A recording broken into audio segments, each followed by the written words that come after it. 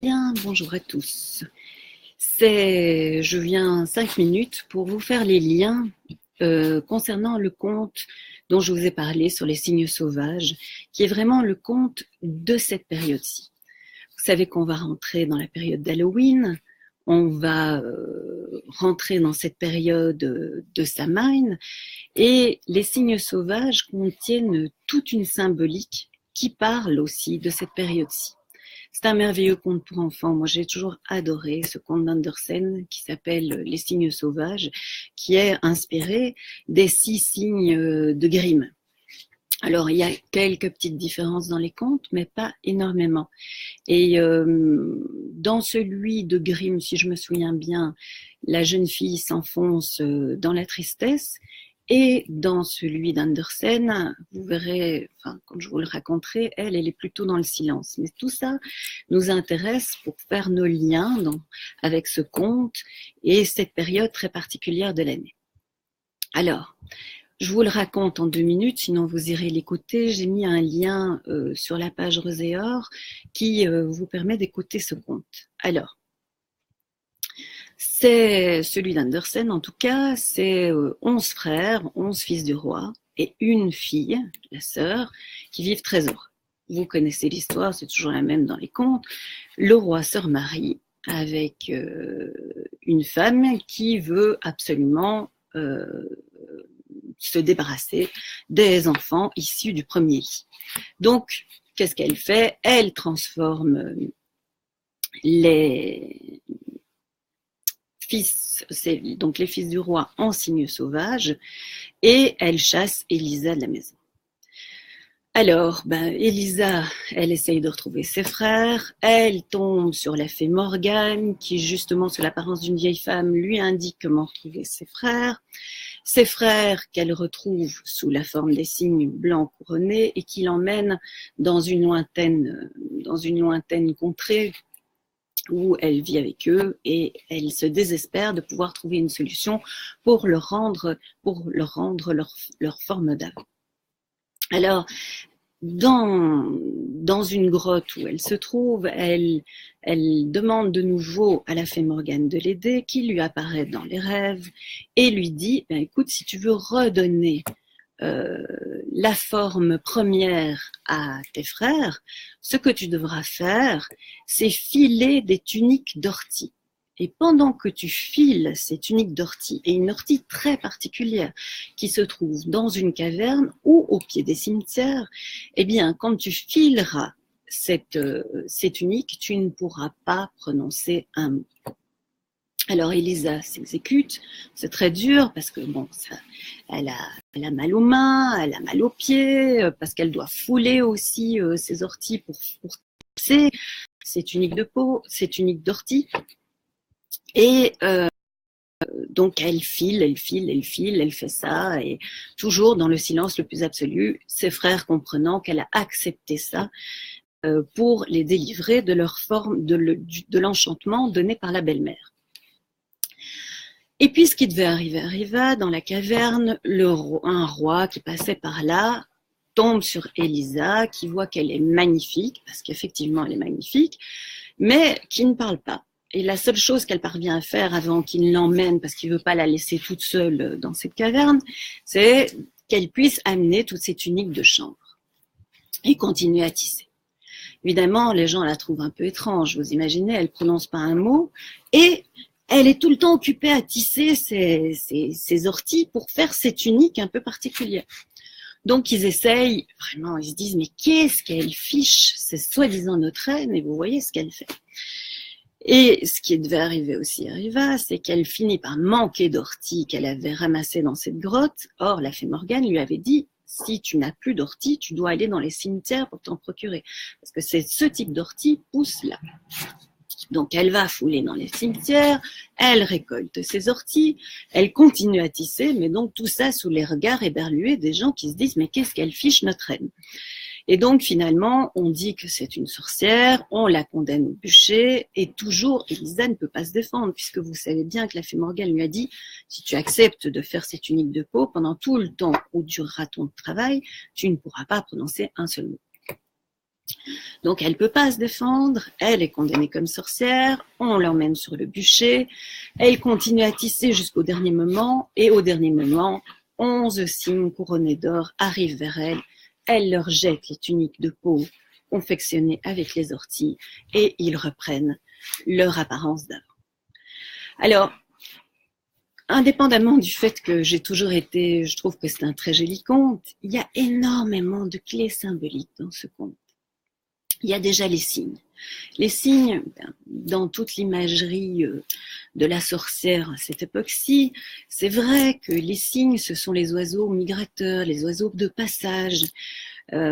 C'est associé à une rune particulière qui met vraiment, qui est associée à la constellation du cygne et qui par conséquent parle de tout ça. Les Valkyries souvent étaient représentées aussi en compagnie des cygnes ou volaient en leur compagnie, elles pouvaient se transformer en cygnes. Donc il y a toute cette imagerie là qui est qui relève du conte concernant ces signes. Alors, donc on est dans cette période de passage, on est dans cette période où on passe d'un monde à l'autre, c'est ce que font les signes. Dans le tarot de Mantegna, le cygne est aussi associé à Apollon, qui part en Hyperborée pendant la saison sombre, emmené par les cygnes, parce qu'il va si je puis dire, se refaire de nouvelles idées, il va se ressourcer avant de revenir et d'illuminer pendant la période lumineuse, c'est le cas de le dire. Et puis, dans la belle cabale mystique que j'aime tellement, vous savez, le cygne, c'est Barbour. Et c'est la racine berbère. Berbère, c'est 2 fois ber, le puits. Et donc, le puits, c'est toute une imagerie, c'est toute une symbolique qui dit qu'en fait, quand on est tombé dans la matière, on est tombé dans le fond du puits de l'oubli. On a oublié d'où on venait, on a oublié qui on était. Et quand on est tombé, quelque part, on s'est enfoncé dans une sorte de tristesse qui ne nous permettait plus d'avoir accès à la joie sans cause et on s'est aussi enroulé dans un certain silence, puisqu'on n'avait plus de réponse, si je puis dire, entre guillemets, à nos questions. Et dans cette belle cabale que j'aime tant, vous avez la Shekinah, l'aspect féminin de la lumière, qui accepte de s'enrouler, qui accepte aussi de tomber dans le fond du puits pour suivre ses enfants, et qui s'enroule dans la tristesse et dans le silence. Alors, évidemment, dans ce conte, on a la marâtre, on a la jeune fille Elisa, qui sont les 2 aspects de ce féminin qu'on retrouve partout aussi dans la Kabbale. La marâtre qui enlève la vie, la jeune fille qui donne le futur, et Elisa, c'est bien ce qu'elle fait, elle donne le futur à ses 11 frères, à ses 11 signes couronnés. On a la fée Morgane. La fée Morgane, ça c'est pas de la Kabbale, mais la fée Morgane c'est quand même aussi d'époque, et c'est aussi la gardienne de l'île d'Avalon, cette fameuse île où de passage de passage et de mélange entre ces mondes.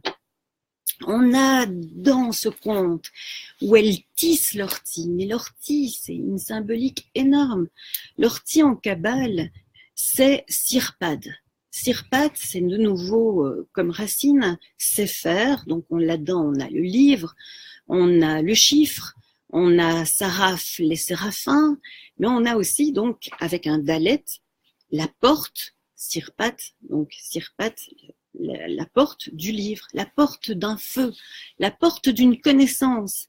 Et comme par hasard, ce feu brûlant qui est extrait de cette ortie, ce feu, donc parce qu'elle doit tisser ses tuniques d'ortie, c'est ce qui va permettre en fait qu'on voit ce qu'il y a derrière l'apparence de ces signes, c'est-à-dire 11 têtes couronnées, 11 princes qui sont là. Alors, vous savez aussi qu'en Kabbale, il y a un jeu de mots entre la lumière et la peau, c'est-à-dire que la lumière, ça a or, et la peau, il y a juste une lettre qui change, qui est le Aïn, et qui fait que directement entre la lumière et la peau, il y a juste une seule lettre. Mais comme par hasard, ce qu'on lui demande de tisser, ce sont des tuniques d'ortie qui vont libérer, si je puis dire, ce voile et va permettre qu'on voit les 11 frères d'Élisa dans tout ce qu'ils ont à apporter, dans ce qu'ils sont, c'est-à-dire des princes. Alors, voilà, c'était ça que j'avais envie de vous partager avec les 11 signes. C'est un beau conte pour cette période. Je vois que vous êtes quelques-uns à suivre et à mettre des petits j'aime et à mettre des cœurs. Je vous remercie infiniment parce que pour moi, c'est toujours un exercice de style un peu particulier, le direct, mais c'était l'époque, j'avais vraiment envie de vous parler de ce conte qui pour moi recèle tellement de merveilles. Et c'est vrai que parfois je me dis, vous allez vous dire, mais à quoi ça sert de faire tous ces liens? Mais pour moi, faire tous ces liens, c'est retrouver le fil qui se trouve, qui participe à la combinaison des événements, le fameux réchec dont nous parle souvent Georges. Et donc, quand on le comprend, c'est une voie d'accès vers le merveilleux parce qu'on se sent en faisant partie d'un grand tout.